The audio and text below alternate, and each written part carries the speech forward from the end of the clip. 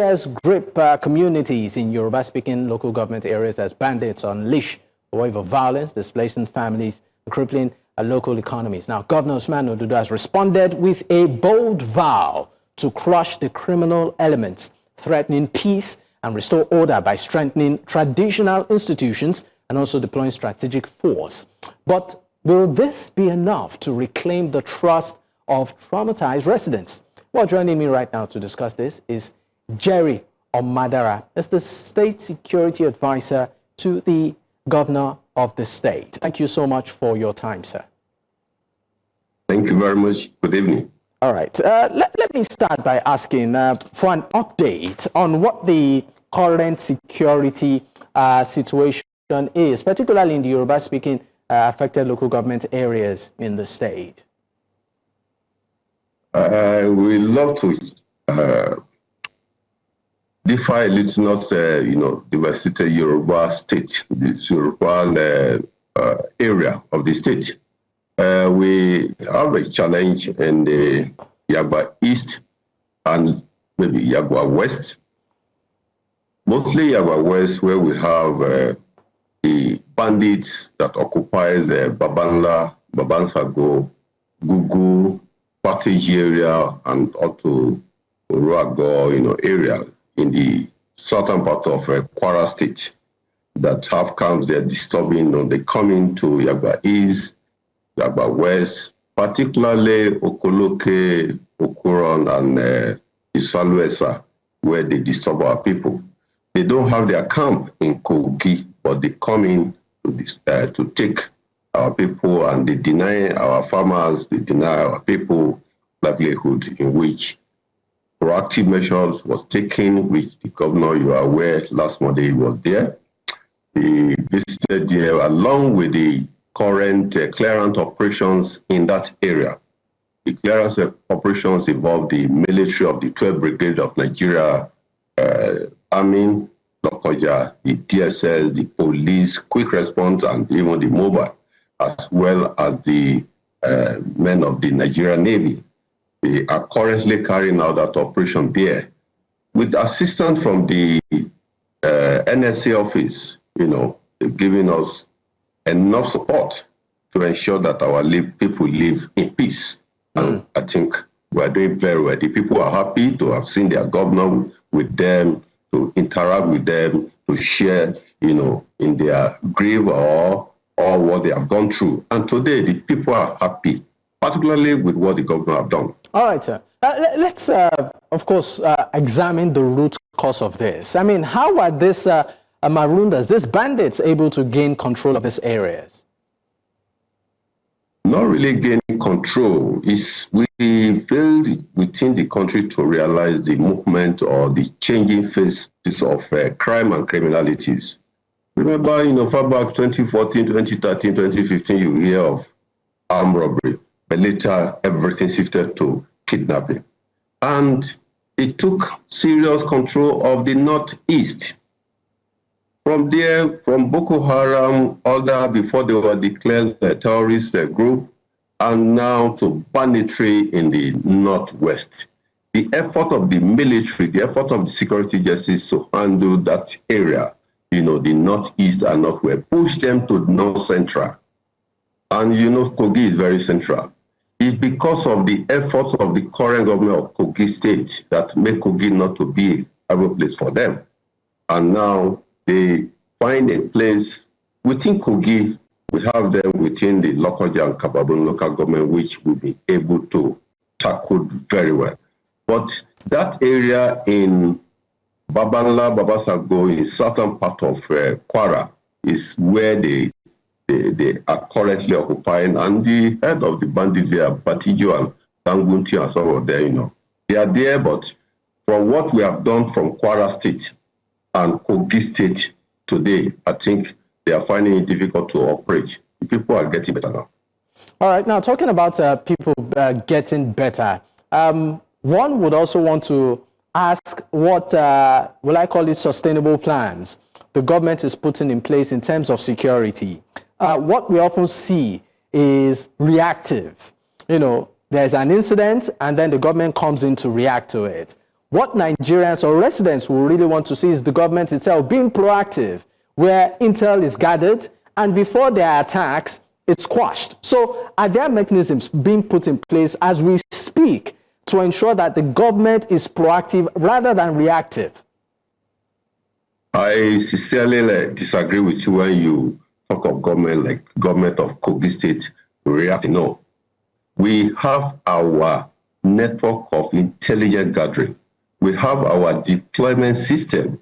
We have our security agencies well-organized structures. Within the 239 wards in Kogi State today, we have our intelligence structure. And we have the reporting system.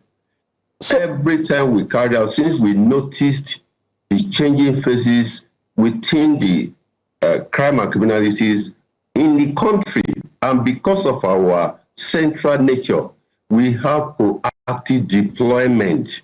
We have enough technical, intelligent, technical support, which is domiciled more with the DSS, with the state government procure through the NSA office, and we are deploying them to ensure that we don't just have incidences like that. And that is why you see that today Kogi is not known as one of the places that we are running around 100 of people, 30 people killed. No, Kogi will not be that.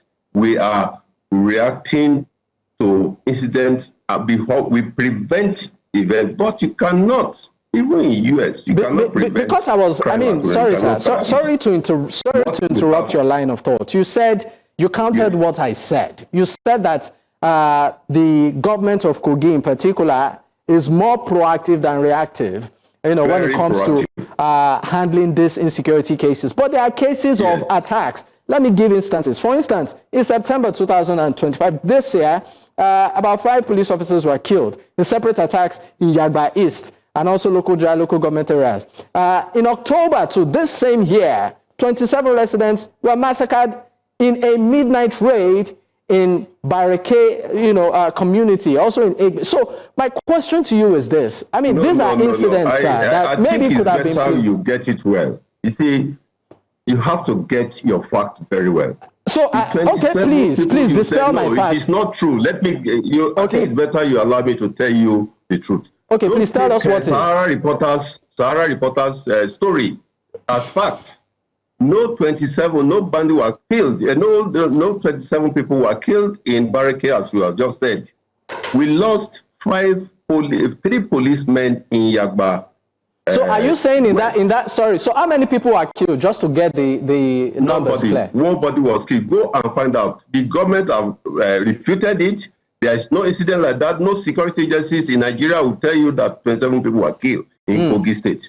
Go and find out very well. It was just the figment of imagination of Sahara Reporters' story. Anyway, I didn't quote any... Which is being sponsored by politicians. Okay, I didn't quote any platform. I just needed you to clear the air on that. Sahara Reporter reported that. All right. So let's move. Okay. All right. Let's of course proceed with this conversation. And what also happened concerning the police, we were able to catch them, the bandits. We were able to prevent them coming to town, especially in Yagba West and Yagba East, to come in to kidnap people. And because the arms and ammunition they were getting, we prevented them from coming in. They were short of arms. They were now looking for how to get arms from security agencies. They came in on market days.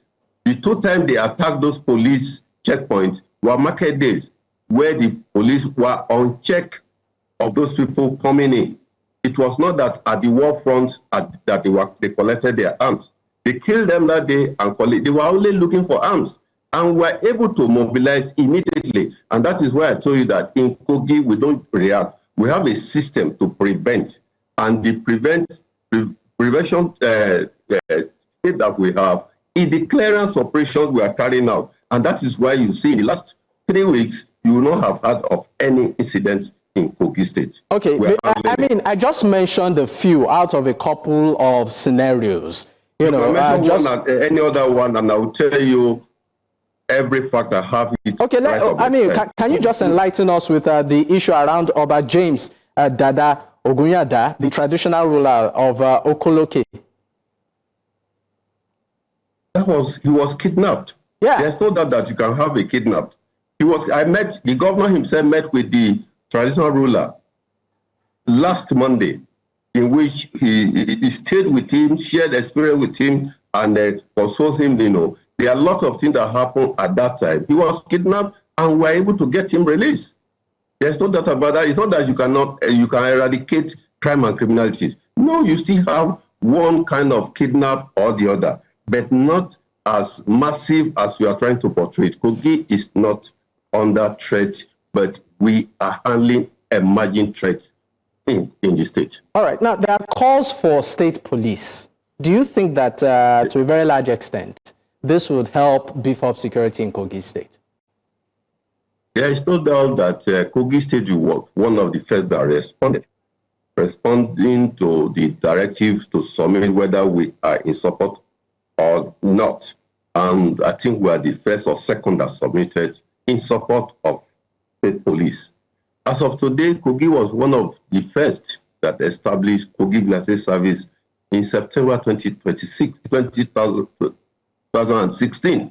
And since then, so many states came here to study how it functions. We have not less than 2,500 of them already on the payroll of Kogi State Government, which they are employed, they can receive pension. So we are already in the process of state police. If we can manage Kogi Vigilante Service with over almost 3,000 personnel now, then we can handle state police. It can work for us. All right, we'll go on a quick break. When we return, we'll continue this conversation. Stay with us. We will be right back.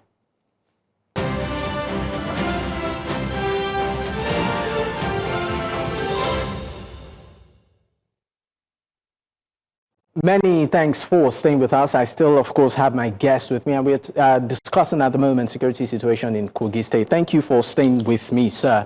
Of course, it's a pleasure having you have this conversation with us. Jerry Omadara is the State Security Advisor to the Kogi State Government. Well, let's expand this conversation to look at what I call it, security network. You said it in your analysis that the state has a ground-rooted security framework at which it gathers intel to ensure that it is proactive, in your words, rather than reactive.